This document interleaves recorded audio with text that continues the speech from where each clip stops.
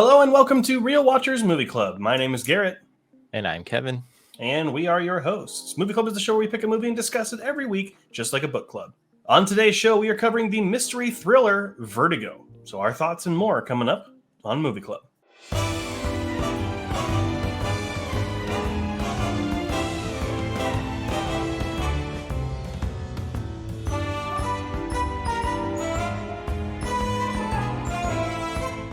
Released in 1958, Vertigo was directed by Alfred Hitchcock and stars James Stewart, Kim Novak, and Barbara Bel Geddes. A former San Francisco police detective juggles wrestling with his personal demons and becoming obsessed with the hauntingly beautiful woman he has been hired to trail, who may be deeply disturbed. It is currently ranked 105 on IMDb's Top 250 and currently has a 4.2 out of 5 on Letterboxd and is ranked number 201 on its Top 250. The film was nominated for 2 Academy Awards, including Best Art Direction and Best Sound. Before we dive into our thoughts, though, we do want to issue a spoiler warning for this film. We are going to be talking about this movie and the big spoiler that happens in it. So make sure that you watch the film first before doing this, because it is one of those movies that's considered to be one of the best of all time. And you probably should watch it if you're on the same kind of film journey we are. But we will be discussing everything about it. So yeah, go ahead. Like I said, watch it and then come back here. You're not going to offend us. Do whatever you want. Just make sure you come back. That's the only thing. Yeah, please come back. Stay tuned to the end of the show, though, to find out what film we're covering next week, because it should be an interesting one. All right, Kevin, so this was your pick this week. Yes. And what made you pick Vertigo? I'm a huge Alfred Hitchcock fan, so I haven't seen this one, and it was on the top 250, and so I decided to pick it, see how it was, and this man can't miss. I feel like. I mean, we have yet to find one of his misses. That's for sure. Yeah.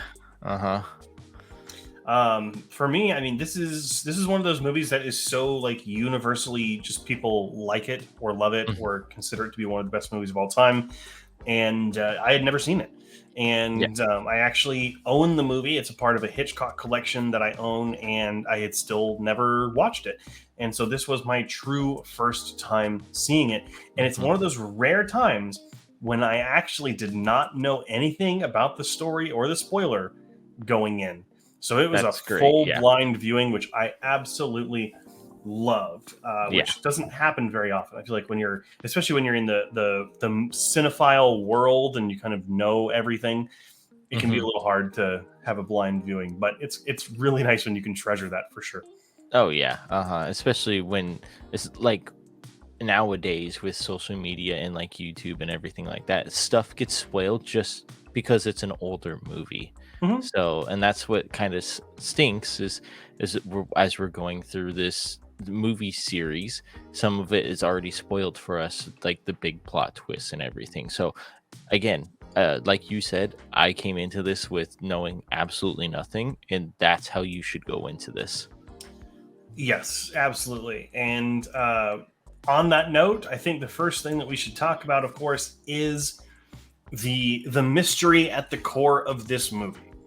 Because I feel like it is set up in a way that, and again, full spoilers, we're going to be spoiling the movie, so don't get mad at us for spoiling the movie.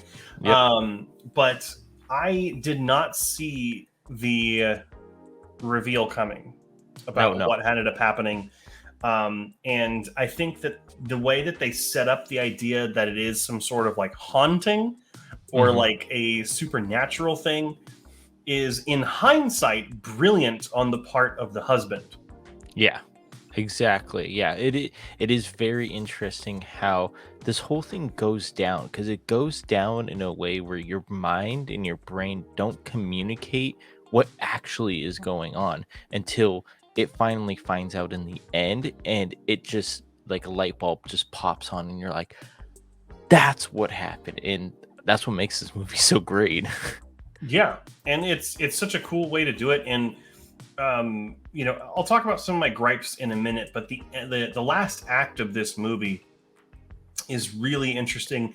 It took me a while to realize that, I think Judy is the name of the person that he ends up finding. It took me a while to realize it was the same actress. Yeah.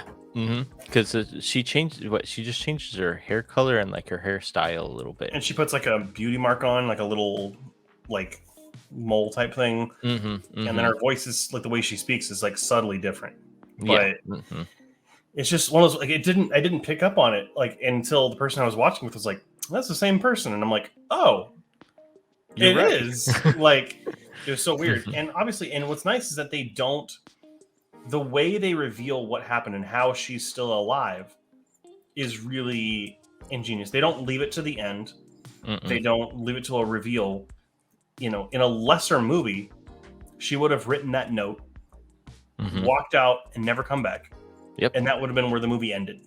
Very but true. This one takes a much different path and kind of leads me into my biggest gripe with the movie. Really, my only gripe is that James Stewart's character, Scotty or John, whatever you want to call him, really has a weird turn of character in that last act. After he gets out of the mental health institution, wherever he's at, we don't know how much time has passed. Yeah. They don't say it. And the doctor says 6 months to a year, but we honestly don't know. But the way that he treats Judy is really creepy. Like, no, you have to wear this outfit. We have to go to this restaurant. It has to be that exact outfit. Like, it's so weird. And it feels like it's out of nowhere. And I do want to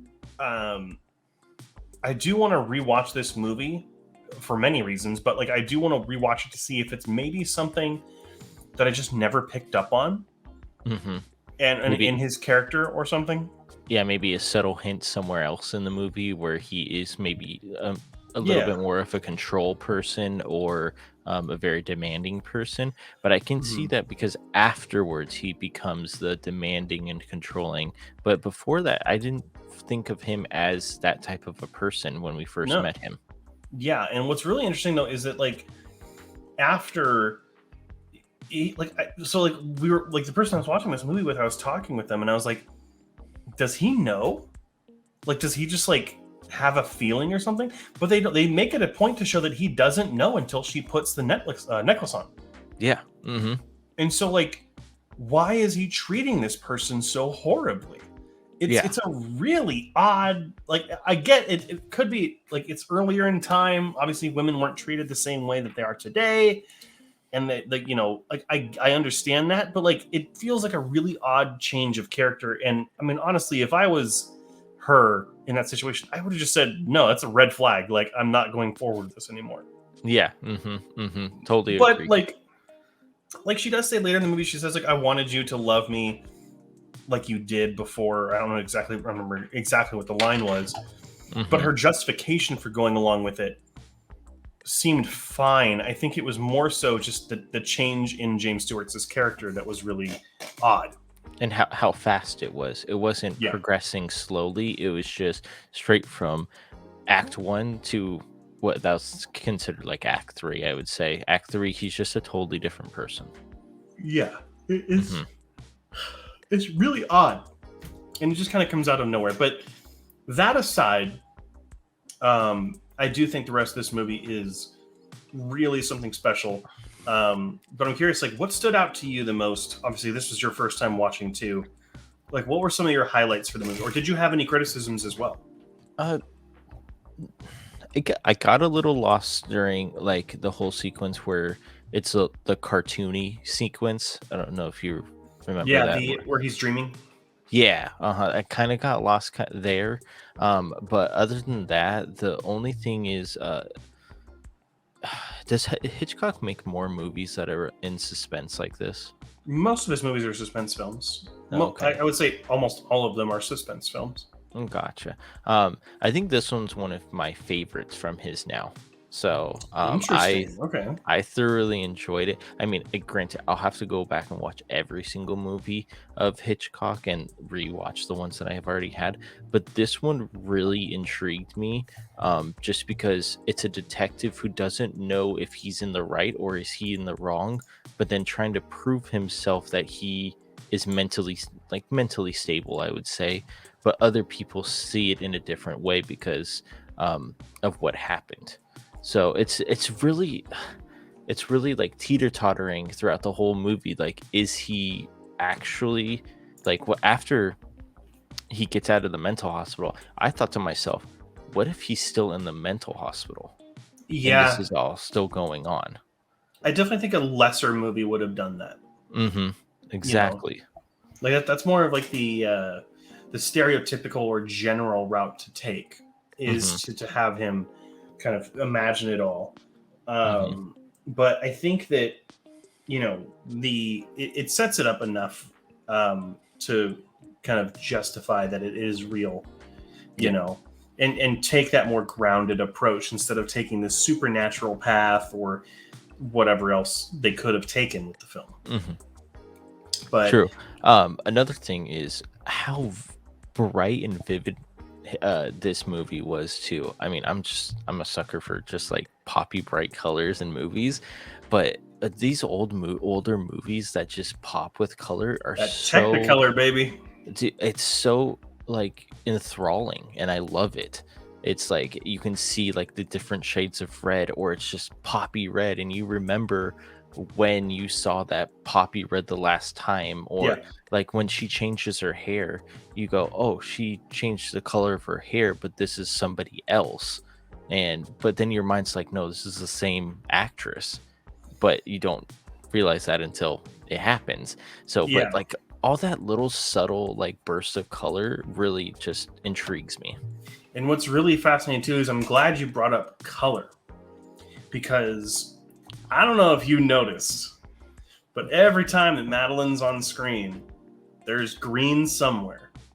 Yeah. The Mm-hmm. first time you see her, and I made note of this in my in the new patented Garrett Notebook. movie notebook. But the first time you see Madeline, when it's the shot that's kind of panning through Ernie's, Mm-hmm. and it's all red, Yeah. and she's the only one in green. Mm-hmm. She stands out. And then there are little things here and there. Obviously, when they're in the garden of the mission that's in San Francisco, not the one that they go to later on, there's a Mm-hmm. lot of green there as well. But when she's at when she's Judy and she is at the apartment, it's never really that green. But then when they get back and it's after the hair color change, the green from that sign is coming in a lot more. Yep. And then when she walks out of the bathroom with the hair done the same exact way, Mm-hmm. she's like birthed out of the green. It's such an interesting use of the color, and it's one of the reasons why I do want to rewatch the movie so badly, is to Mm-hmm. notice all the times where it is green. Yeah. Well, and to notice if there's any other subtleties, like what if Scotty has a color that we didn't notice because he's the main character, he's always on screen, but he might have changed the color when he saw Judy for the first time, lost her, Yeah, and then got her back. I don't know if there is, because I think that the green is just so indicative of Yeah. the Madeline character Mm-hmm.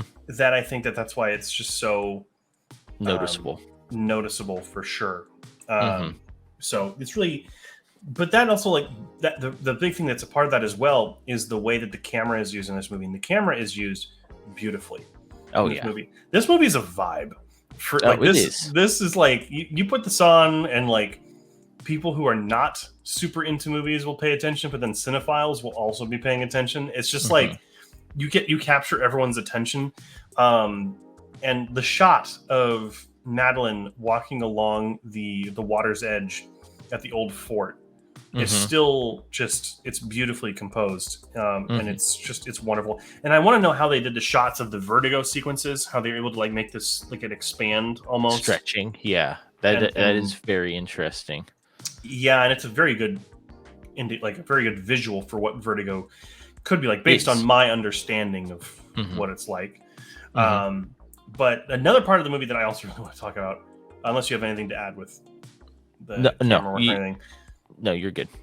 is the music. Mm-hmm. The music is so good, and I want to make sure like we kind of got this with Zone of Interest when we went and saw Zone. I know I keep bringing this movie up on this show, but in that movie there was the beginning where it played music over just the title for like 5 minutes, Mm-hmm. and like that's probably the closest thing we've gotten recently to a movie like this, where it has the classic titles before the movie. Yeah. And it's playing the suite from the film, the music that you're going to come to know and love throughout the film, with the beautifully done title sequence. I forget the name of the artist off the top of my head, but they did an incredible job with it, and it just sets a tone. But like it's mysterious. It's it's got intrigue. It's got romance in the music. This kind of sweeping, epic. These chords that just expand out with like warmth, but also like curiosity. It's really, it's beautifully done, and Bernard Herrmann deserves all the credit for that incredible score. Yeah, I mean, as soon as I heard like the music playing, like the first second, and then it went back into the movie and it played the music again, I go, Garrett's gonna like this. And as soon as I was watching it, I'm like, yeah, he's gonna think this is really good, and it was. It is. It's very surprising how well they use music back in what is it 1958. 58. Like they don't make music like they do nowadays, which some movies will, because a lot of them I was to say a lot of older films have better music than today. I think that the statement could probably be reversed. I could think of movies from the 20s and 30s that have better music than today. Yeah, but because they use them properly, and it's not about the music being like, I feel like nowadays it's the movie being put into the music, but the other way. But the older days, it was the movie has to, or the music has to be put into the movies, because it literally, like, I feel like here's a script. It's a love script, mystery, drama. Give me something good. And nowadays it's like, okay, just put like a pop track in there. And it's like, that's not really how it's supposed to go, because it's Joker and Harley Quinn. But you want to put us a pop? Okay, put the pop track in there. So I just wish they would just try to go back to this, because in my when I watch it, I have earphones on, and it just soothes you, even when sometimes when they're talking and you can just slightly hear it in the background. It's just like, oh, okay, it's ramping up. Oh, there's a little mystery behind it. Oh, they found each other again. It's love. It's so good. It's so good. Yeah, I want to watch this movie again in a theater, because just because that music and just everything about it just kind of swelling. It's one of those experiences that I absolutely just long for. Like, I wish I would have seen this in theaters when it came out. Has it come out recently? I'm sure they've done some sort of event for it. I don't think they do like a. I feel like 58. Any Hitchcock movie would be good, but this one would be like spectacular in the movies. Like, with that surround sound. Ooh, it would be fantastic. I would absolutely love to do it. I think that, again, the music is just incredible. The cinematography is incredible. The sets look fantastic, and they're obviously real life locations, which doesn't really happen a whole lot anymore, but using these iconic locations from San Francisco is just absolutely gorgeous. Like, San Francisco, almost like the locations feel like a character themselves. Yeah. And just kind of feed into the mystery and the kind of the intrigue surrounding Madeline, and obviously what ends up happening it's so well done. And gotta leave it to Hitchcock. Yeah. I mean, the guy knows what he's doing. Another thing is too, Scotty and Madeline, they never one up each other. I feel like they're always on the same level. Even when just one person is on the screen, the other one just comes back and like matches that energy in the movie. So it really felt like a two-person movie that was meant to be a two-person movie, not just like how we were saying last week, how Jim Carrey kind of is up above everybody else. This one is just they're not, I don't want to say tied, but they're like neck and neck. They're like, I'm going to give it all. And she goes, I'm going to give it all as well. And you can see it in their performances. Yeah, 100%. And speaking of performances, they're both fantastic. I mean, James Stewart is James Stewart in every single movie, but I mean, he fits into this character. I feel like, especially after the first 20 minutes, he really sinks into this character a lot more. Because he plays up the Jimmy Stewartness in the beginning, like oh, wait a minute, he is like he is that character, he is himself. But then Yeah. like after everything starts to happen with Madeline, I feel like we do see a little bit of a character shift, and makes him far more engaging to watch. And then Kim Novak is like, like as the film went on, I was like, yeah, she's really good in this movie. Like knowing like the reveal and how she's acting on top of like the acting, like the character is acting, is just, it's brilliant. Obviously I credit that to the writer as well, but Kim's the one that has to put that on screen. She's the one that has to perform it, and I thought she just did a fantastic job. I like how you said the actor is acting to be a part of this movie, because she really is. She's two people in this movie. Yeah. And it's incredible how she can differ herself from each person that she is. Which makes me curious if, like, because obviously we know her throughout most of the movie as Madeline, who is the guy's actual wife, but is she actually Judy? Like, is that her real name, or is that the persona that was given to her, afterward? The happen. I think it is, because when she's got the driver's licenses and everything, I think she is Judy the whole time. But it's interesting, and also it makes you think. The only thing that I would say, another critique, just sitting here thinking about it, is that they don't really establish time in the movie, like how long Scotty and Madeline were wandering around together. Like, obviously it's not that quick to fall in love. I mean, I could be wrong. Some people fall in love a lot sooner than that, but they just don't establish how long that they've been with, like, around each other. And so I think that maybe a little more information there could have helped a little bit. Just to make it a little bit more realistic in that aspect. All right, Kevin, so since this was your pick, I'll go ahead and go first with the review this week. So for me, I ended up giving the film a 93 out of 100, or a 4.5 stars out of 5 on Letterboxd. I mean, we've been talking about this whole time. I think this movie is great.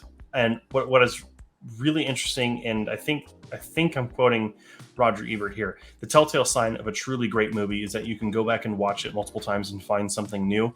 And I feel like, along with movies like The Shining and Monty Python and the Holy Grail, which are movies that I find something every single time I watch those movies, I feel like this is going to be one of them. And I feel like this is going to be a movie that my admiration for it will go up as I continue to rewatch it, and time and time again. So so 93 is what I'm giving it right now. Absolutely great movie. This is the best movie of 1958 that I've seen. So that's saying something.